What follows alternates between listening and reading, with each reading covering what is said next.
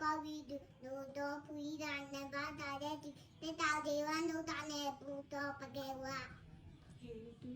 He do visio, I am an apisio, DBT visio, Neta visio, the Neta visio, the visio, Yamina visio, Nitea visio, Uganita visio, Puija, the visio, Bisaya visio, Adim. Visio, Prema visio, Uvaga visio, Hada visio, the Gia visio, Anna visio, Mega visio, the Duda visio, Nibuda visio, Adi visio, Nadi visio. နိုင်ငံမှာမိဘတွေကြည့်မိဘတွေကမိမိတို့ရဲ့သားသမီးကိုချစ်ကြချစ်သည့်အတွက်ကြောင့်ငယ်တဲ့အရွယ်ကစပြီးလူလားမြောက်သည့်အထိအလုပ်ကိုမလုပ်စေချဘူးမလုပ်စေဘဲနဲ့တစ်ဖက်သက်စာပဲကြိုးစားခိုင်းနေနောက်ပိုင်းကျတော့ဘာဖြစ်သွားဒီကလေးတွေကလူပြင်းနေဖြစ်သွားမိဘစီကပတ်စံယူပြီးတော့အလွယ်တကူပတ်စံရနေတဲ့အခါမှာသူတို့မှပတ်စံရှာရကောင်းမှမသိတော့တဲ့အနေအထားမျိုးရောက်သွားစေတယ်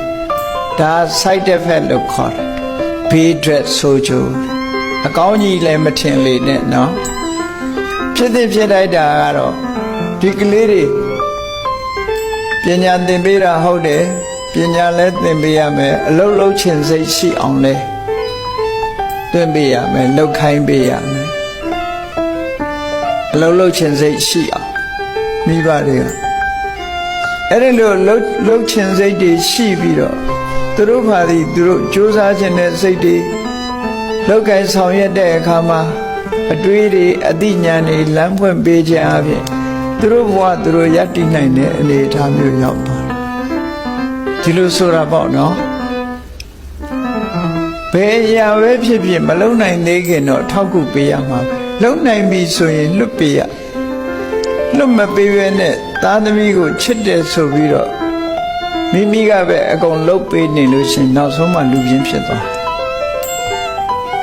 ပြင်းသွားသည့်အတွက်ကြောင့်မိဘမရှိရင်မလှုပ်မစားတတ်၊ကိုင်မစားတတ်နဲ့ဖြစ်ပြီးတော့ပျက်စီးသွားတဲ့ပုဂ္ဂိုလ်တွေလည်းရှိတာပဲအများကြီးကလေးလေးတူလမ်းမလျှောက်တတ်သေးခင်ဆိုရင်မိဘကထိမ့်ပေးတယ်အရင်တော့ဘိုင်စကယ်7ဘိန်းစီးကြတဲ့အခါမှာမစီးရသေးခင်တပိုင်းပိုင်းလဲနေမှာစီးရသွားပြီဆိုလက်လွတ်တောင်စီးလိုက်သေးတယ်မတ်တရတောင်စီးလိုက်သေးတယ်ဖြစ်သွားအဲ့ဒီလိုဆိုလိုတာကသူ့ခြေထောက်နဲ့သူရပ်နိုင်သည့်ထိအောင်မိဘကလေ့ကျင့်ပေးခြင်းဟာကောင်းမြတ်သောအခြေအနေကောင်းတွေကိုဖြစ်ပေါ်စေခြင်းလို့ဒီလိုဆိုမှာဒါကအကြောင်းပဲပြောတာမဟုတ်ဘူးမြတ်စွာဘုရားလက်ထက်တော်အခါကာလတုန်းကဗာရာဏသီမြို့မှာအလွန်ချမ်းသာတဲ့တထေးကြီးစနီးမောင်နှံရှိနှစ်ဦးရှိတယ်တို့တဦးကသားယောက်ျားမွေးတယ်တဦးကသမီးလေးမွေးထားနှစ်ဦးစလုံးတွေးခေါ်ပုံငင်းဟာသွားတူတယ်ဂရေ80ပစ္စည်းဥစ္စာတွေရွှေတွေငွေတွေချမ်းသာ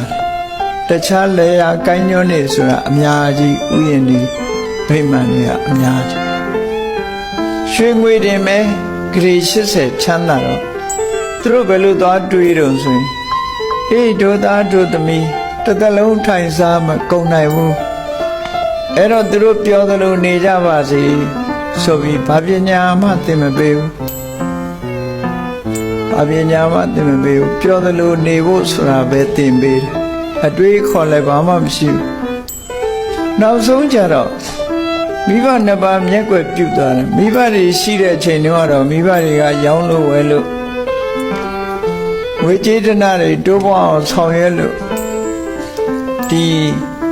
ချမ်းသာကြွယ်ဝမှုစီးစိမ်ဥစ္စာတွေကဆွေးရုပ်ပြီးတော့မသွားဘူးအကြောင်းနဲ့အကျိုးကောင်းတဲ့ဆိုသိတယ်အဲ့ဒါလို့မိဘတွေကလည်းမျက်ွယ်ပြုတ်သွားတဲ့အခါကျတော့သူတို့နှုတ်ကလည်းအိမ်အောင်ကျသွားကြဘယ်သူမှလည်းစီးပွားရေးမလုပ်တတ်ဘူးနောက်ဆုံးမှအပေါင်းအသင်းမှားပြီးတော့ရှိသမျှပစ္စည်းတွေထုတ်သုံးလိုက်တာကုန်သွားပြီအသက်80ကျော်80ရွယ်ရောက်တဲ့အခါကျတော့ ခွက်လက်ဆွဲပြီးတောင်းစားရတဲ့လမ်းဘေးရောက်သွားတယ်တရောင်းစားခုခေတ်တော့မြောင်းထဲရောက်တယ်ပြောတာပဲနော်သူကလမ်းဘေးရောက်တယ်ဆိုတော့မြောင်းထဲရောက်တာတဲ့တော့တော်သေးတာပေါ့လို့ပြောအခုကပိုဆိုးသွားလားမသိဘူးမြောင်းထဲရောက်သွားပြီဆိုမြောင်းထဲရောက်သွားရင်တော့အမိုက်ပုံနဲ့ရေစည်းချောင်းပဲရှိမှာပဲအဲ့ဒါလို့ဒါဘာလို့တော့ဆို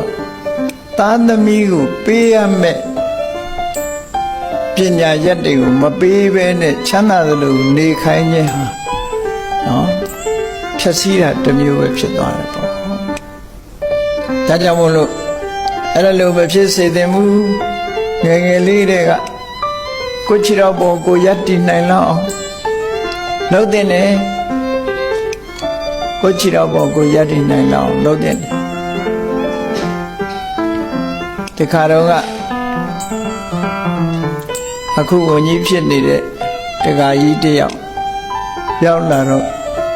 ရှောက်သွားဘူးတယ်သဘောကျတယ်သူလျှောက်တာသူမိဘတွေကမုံဘိုးဆိုပြီးတခါမှမပေးဘူးတဲ့ဘာလို့လဲဆိုအိမ်မှာကျန်တက်ရမယ်တပြည့်စည်းလဲရမယ်ရေခတ်ရမယ်အိမ်လုပ်ငန်းတွေလုပ်ခိုင်းလုပ်ပြီးတဲ့အခါကျတော့ရော့တာမင်းရဲ့လှုပ်အားကပေးတာမုံဘိုးမဟုတ်ဘူးသူမိဘကဒီလိုသင်ခဲ့တာတဲ့